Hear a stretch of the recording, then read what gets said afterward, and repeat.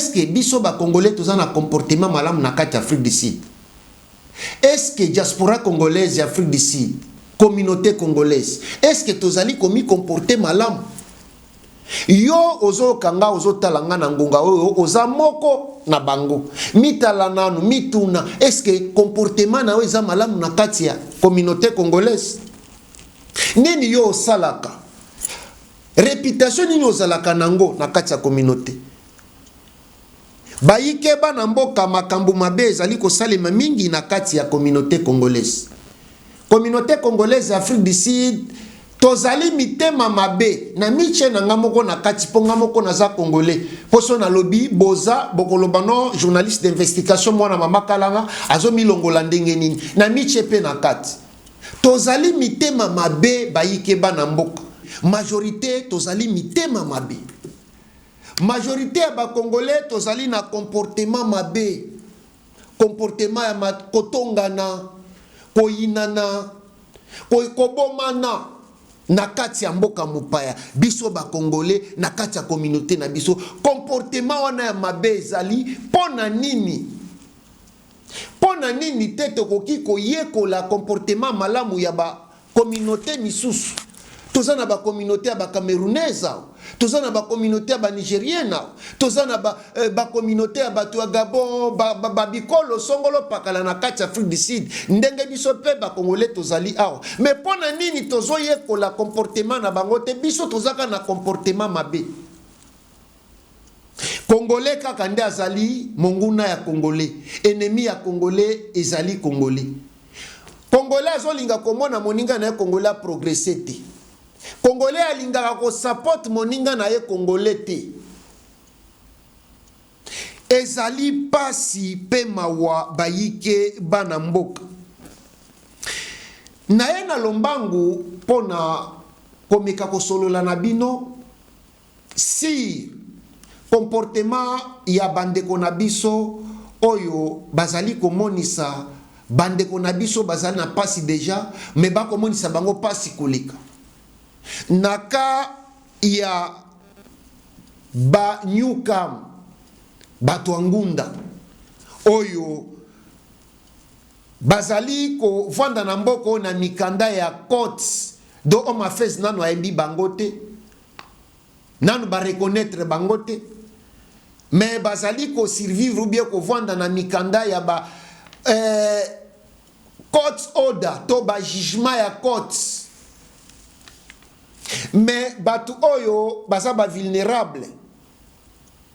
Mais tango ba court order oyo bima oyo ba organisation songolo pakala net Scalabrini net ba société civile congolaise pona kotanga kaka wana oyo ba memaka makambo ya ba réfugié oyo Batwangunda oyo na court po bango moko baza na capacité wana te baza na mbongo te tango bazome makambo na compte na bango et tango court ya mboka oyo to ba cour ya mboka oyo Afrique du Sud et pesi ba jugement nango na faveur ya ba vulnérable oyo batu oyo esengeli bazwa accès na ba jugement oyo mais lokola ba organisation eza capable te ya ko atteindre mutu nyonso tu azali Newcam ou bien demandeur d'asile on a bayambite okomona ete bandeko na biso ba congolais misusu bazana ba business na bango bazana ba cyber na bango na lobite ke kosala cyber kosala business za mabe mais okomona ete bandeko na biso wana majorité kati na bango bango nyoso tuté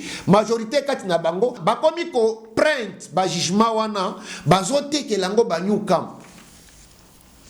pona nini motema mabe congolais eloko ya ofele ya kopesa mutu aza na passe mais lokola mutu wana aza na possibilité te ya kozala na eloko ko prendre yango po azala nango alors wapusani pembeni na yo alors yo otekeli yango bamisusu kutu bazosala na publicité bazosenga ba 500 rand bazosenga ba 1000 rand ba 300 rand ba 100 rand na boyi kotanga kombo pe na boyi kotanga location na zoloba en général na ye awa te pona ko attaquer mutu personnellement non nga nazalo ko la pasteur nazali ko beta mbela nazali koteya nazali Jean Baptiste soki o se retrouver que ozo sala ba biloko wana tika ezali mabi et deuxièmement tomoni pe makambo rapatriement volontaire oyo euti koleka awa bisiko wapi tomoni ba congolais songolo pakala ba préféraki bazonga na mboka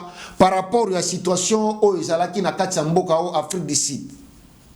Ezalaki rapatriement volontaire soko lingi ezali ko babanda ko forcer mutu te, mais majorité ya bayike o bazongi ou bien o bazana posa kozonga ba préféraki volontairement ke bazonga, mais bazalaki ne moyen kozonga te.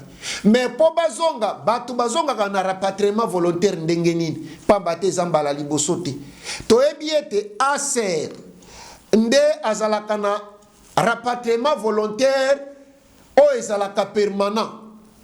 Depuis toyebi ete bato oyo bazana posa kozonga na nzela aser bazongaka ezalaka na ba condition basengaka yaka na mukanda ozo salela soko za mutu ngunda ou bien na statut n'importe omemi yango osali ba formulaire et puis bazongisi yo. Mais cette fois-ci tellement que cette fois-ci tango esalemaki epesaki nungu mingi na kati ya mboka tomonaki ba gouvernement ba mboka songolo ba pays pakala koya au secours na ba ressortissant na bango na kati ya Afrique du Sud pe ko aider bango bazonga et ba congolais pe ba betaki mbela o bazalaki na posa kozonga. Mais tomoni gouvernement congolais na ambassade ko sala récupération politique koya koloba ete bango bazape na posa kozongisa bato kotinda ba communicateur na bango na kati ya communauté pona kokosa communauté keno gouvernement mutu azozongisa bino azofutele bino biloko nyonso tu donc gouvernement mutu abimisi mbongo nyonso tu po bozongo o ezalaki bongo te ezalaki aser UNHCR nde mutu azongisi ba congolais nyonso tu do ba congolais nyonso tu bazonga te bazokoba na kozonga ezala ba ya 121 ezala 55 nyonso tu ezali UNHCR nde mutu azongisi bango. Mais gouvernement congolais yaki ko solliciter de façon et jouer un rôle. Oui, ambassade a joué un rôle même na ba rapatriement pona ko pesa to ko délivrer ba document consulaire neti ba tenalié neti ba passeport na ba document songolo pakala oye kosenga ete muto azana posa azonga na rapatriement volontaire trou aser azala nango po et permettre aleka na ba frontière ya Afrique du Sud. Mais gouvernement congolais na ambassade sengelaki bayebisa communauté bosolo bakosi communauté congolaise keno ezali gouvernement muto azozongisa bango nzoka ezalaki aser.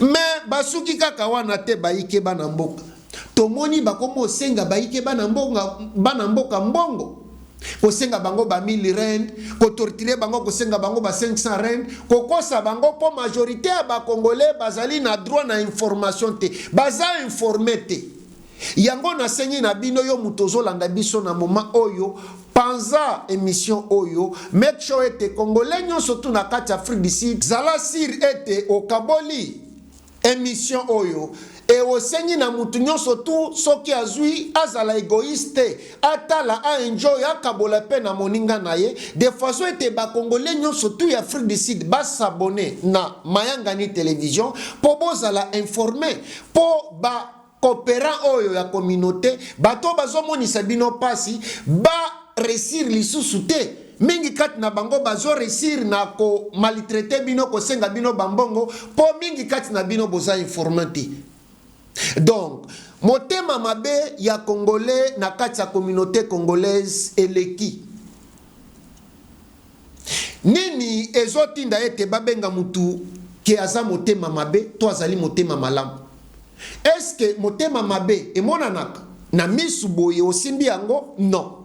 Est-ce que motema malamu emonanaka na misu boye osimbi yango? Non. Mais nini esalaka ete bakalifie mutu motema malamu bakalifie mutu motema mabe?